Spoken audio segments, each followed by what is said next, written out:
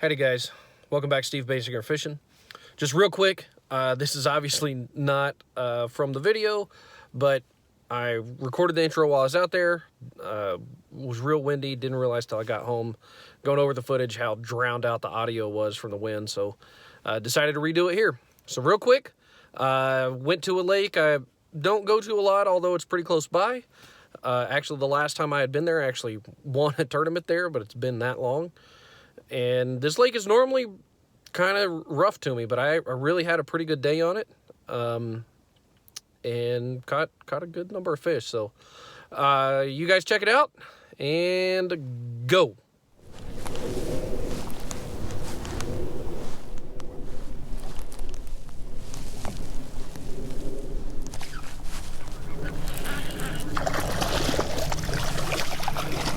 There's not a bad one right there.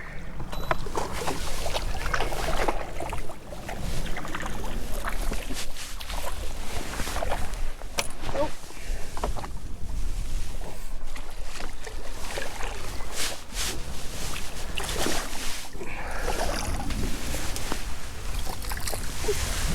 And not a bad net job on myself, if I do say so myself. Huh. Boy, he hit it like way out here too. But that's the shallowest I got. I just got the boat in like 5.5 feet of water, and that one finally ate it. I was just about to reel in real quick and pick up another bait. Yeah, that's not bad. Got some pretty colors on him, and look how fat he is. You see that? See how fat he is? It's not real long, but man, he's stocky and he's thick. It's a thick old bass. All right. Well, thank you, buddy. All right, that's not bad. Not a bad little start. This little guy right here, you know what, let's go ahead and let him go.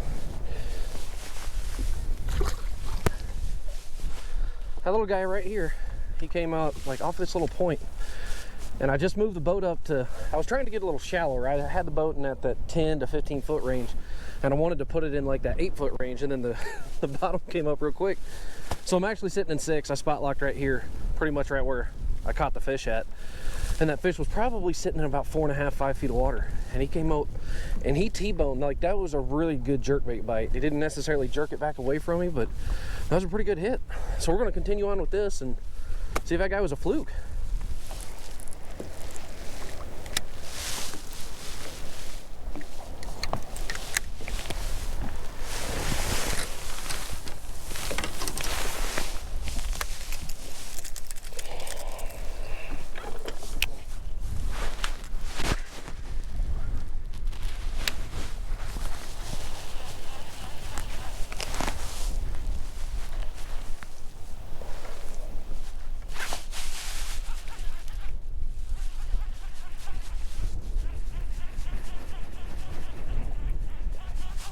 Very first cast with a jerkbait, I got another one. Little bitty guy, but it counts. It's always these little ones that end up getting me hooked.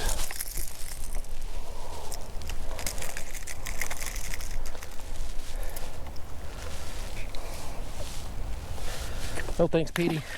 Go get your mama.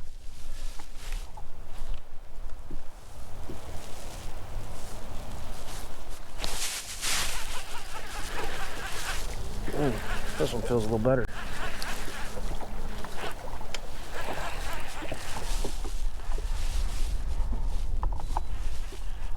He might not be. He may just be acting like it. No, he's not that good. Yeah, he actually is. No, he's not that good.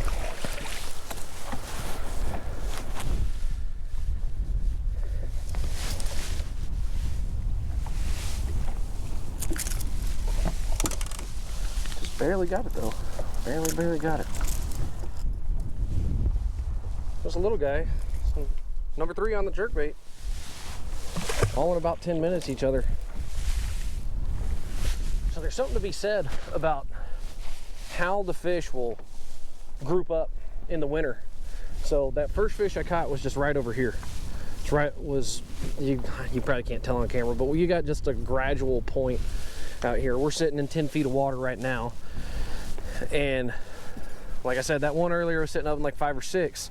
And then the very next fish I caught was maybe like right around here. Like that's where he actually bit. And it was that little one. That one was probably sitting around 8 or so. And then that last one was a little bit further out and a little bit further down the bank. And that one was, I'm going to say that was probably a 9 or 10 feet of water. Now, here's the thing though. All those bites, 3 bites within 10 minutes in November, middle of November, and those bites were in, I don't know, 40, 50 yards of each other. All just kind of grouped up. So don't always think grouped up means sitting right on the exact same cast. That happens too, and that's fun. That's fun when that happens. But sometimes grouped up just means they're all on this point in various casts around this point. So this is a place like, and it's, you know, it's very typical, it's very stereotypical, textbook, that's the word I'm looking for. It's very textbook. We have the wind blowing up on this point and into this little pocket back here. So for once, it's like the bass actually read the books that I read, because they're sitting exactly where they should be.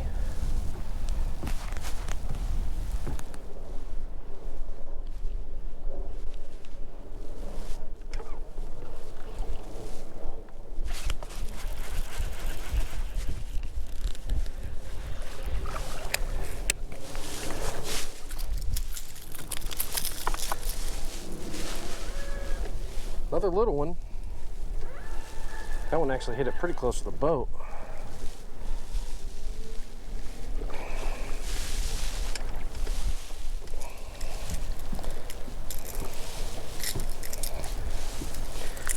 Like, geez, what are you doing? This bait is half the size of him. This bait is half the size of this fish. But yeah, I got that. I wish I was that kind of ballsy.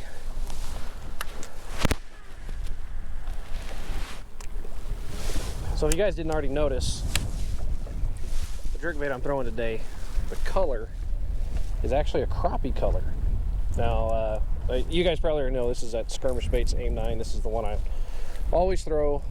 Well, the reason I went with crappie is the lakes here in Nebraska, we don't have shad. We have bluegill and crappie, and then we also have, you know, your crawfish, things like that, minnows. But I've been learning in the last couple of years, the bass here, they eat a lot of crappie. They eat a lot of bluegill too, but I think it's easier to make a crappie stand out, a crappie imitating lure. I think it's easier to make one of those stand out. And I also think they'd rather eat a crappie just because it's a little bit softer spined fish than a bluegill. It's something I've really been focusing on since like last year in the summer. And it's turned out to be pretty freaking good everywhere I've gone here in the Midwest so far. All right, guys, I just want to talk to you guys real quick about what kind of setup I like to use on my jerkbait. Now, you guys know I've been using Denali, but there's a lot of rods out there that are really good. The one that I'm using is a Denali Lithium 6 foot 8 inch medium action jerkbait rod. Now this one, because it's a jerkbait rod, obviously is designed for it. Now, with a lot of techniques out there like swim baits and spinner baits, chatterbait, like a lot of lures, you can get by with a variety of different types of rods, but I think with a jerkbait, it's very important for it to be specialized. So this particular rod, 6 foot 8 inches, right? So it's short, much shorter than most rods most people use these days. Well, I like it to be short because when you're twitching all the time, if you are a medium height guy, I'm like 5'10", the rod tip isn't just smashing the water all the time. When you use a longer rod, like a 7 foot or something longer, it can really kind of wear you out, which kind of leads me to the next thing. You want the rod to be pretty light. You want a really light action rod so you're not wearing yourself out. Now, I wanted to show you this other thing. How you can tell one of the things you want to look for when you do go to buy a rod, as I smash these rods together, is the length of the butt section. So this is my jerkbait rod. This is a cranking rod. So just look. You can see the difference there butt section is a good bit shorter. I'd say it's a good 2 to 3 inches shorter. It's amazing how just that 2 to 3 inches less on that butt section really just saves you on the wear and tear when you're working this bait. So then the other thing, the reason I really like this rod is because, hopefully you guys can see it, how much this thing bends. It bends a long ways. This thing bends about all the way to here. It's nearly all the way to the first guide. It bends a lot. Now, you got all these treble hooks on here. If you guys have fished a lot of treble hook jerkbaits, crankbaits in general, fish a lot of treble hook jerkbaits, you see, or lures, you see you have a habit of fish pulling off because you're muscling them too hard. Well, that plays into having this very wimpy rod, if you will. It's got such a soft action. I do not lose fish on this jerkbait. I do not lose fish with this rod, which is pretty amazing because you typically lose a lot of fish with treble hook type baits, jerk baits in general. If you fish walking topwater baits, you lose them a lot because there's just so much leverage there. There's so much for them to sling. Well, with this one, it's really soft action. I don't lose them that much. For the reel, you know, I really don't think the reel itself is that important. You just want one that casts really well. This is a Lew's Mox speed spool. It's nothing all that special. It's not even a very expensive one. This is a 6.8 to 1 gear ratio. Again, I don't think the gear ratio is that important. You could use a 6.3, you could use a 7.5 probably. The important part is to just not overwork the bait. Every time you pop it, you want it to be on slack line. So when you're choosing your gear ratio, when you're choosing your reel, you want to make sure you're not reeling up too much slack, that you're popping it on not slack line, you're popping on a tight line. That's really the most important part when it comes to working the jerkbait. And then lastly, I know there's a lot of guys out there that don't like fluorocarbon. A lot of guys only like to use mono. And then there's a lot of guys that do the braid to fluorocarbon leader. I do that with spinning rods, but when it comes to bait casters, I'm pretty much straight fluoro. I don't really use mono for anything anymore. So this is, I believe it's 10 pound, it could be 12 pound, but I vary like anywhere from 10 to 12 pound. Seaguar Red Label, and that's fluorocarbon. Now, Seaguar Red Label is like about the cheapest fluorocarbon you could get, but considering its price, it's really good stuff. It doesn't break on me that much. All fluorocarbon stretches a little bit, not quite like mono, but it all still stretches. So anyways, that's pretty much the breakdown on this. So remember, you want that shorter rod, shorter butt section, softer action.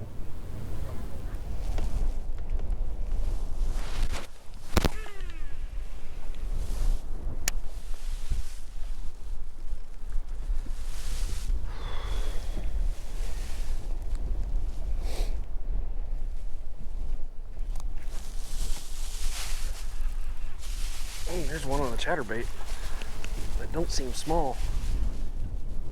He was up very shallow.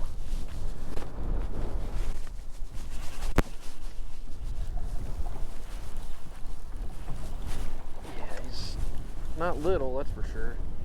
He's not big. It's a pretty good fish for here, though.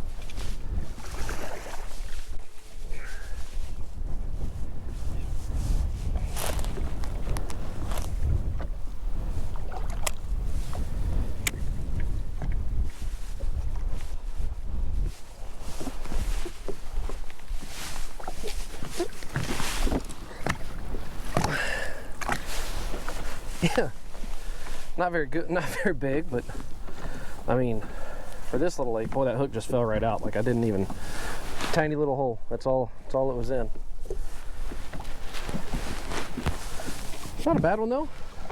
I mean, again, for here, you don't catch a lot of big fish out of this lake anymore, so that's not a bad one for here. Thank you, buddy.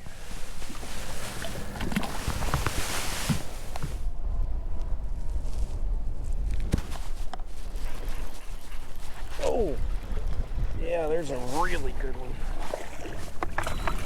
Oh my God, that's the biggest bass I've had out of here in a long time. Calm down, buddy.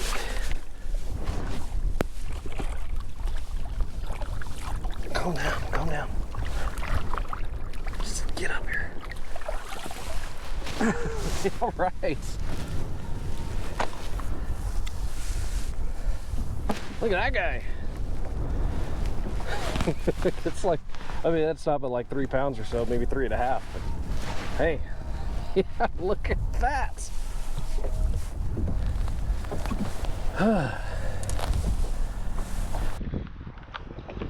Yeah, not bad at all. Not bad at all. It's a pretty one. We'll go ahead and let that one go.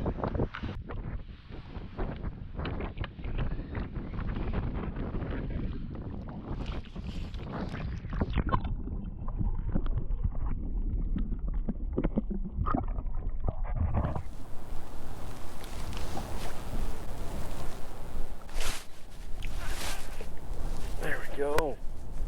That one's better. Oh, I don't have a hook very well. Stay on there. Stay on there. He's almost about to come off.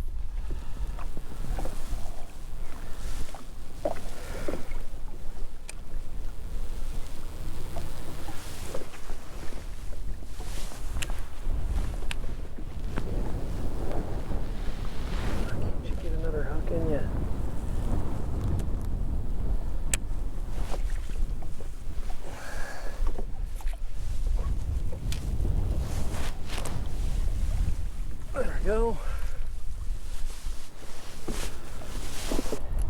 Just had the one little old bitty hook in him, and that's it.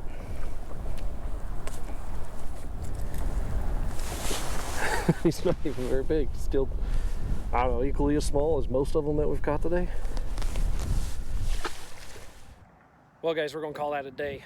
Wasn't a bad day at all. I'm not really upset with it. I'll be completely honest. Most of the time when I come to this lake, I kind of struggle. Like, I'll catch a couple, but not very much for numbers. And while there were no, like I said, there were no giants caught, that many bass for me, when I come to this lake, that's a pretty good day. There's probably some other guys that are gonna watch this video that fish this lake are like, be like, man, Steve's a chump. That's okay. I'm happy with my day. I don't mind at all. So if you guys like the video, don't forget to like and subscribe. And hopefully I get out again one more time before it gets too cold. And if so, see you guys on the water.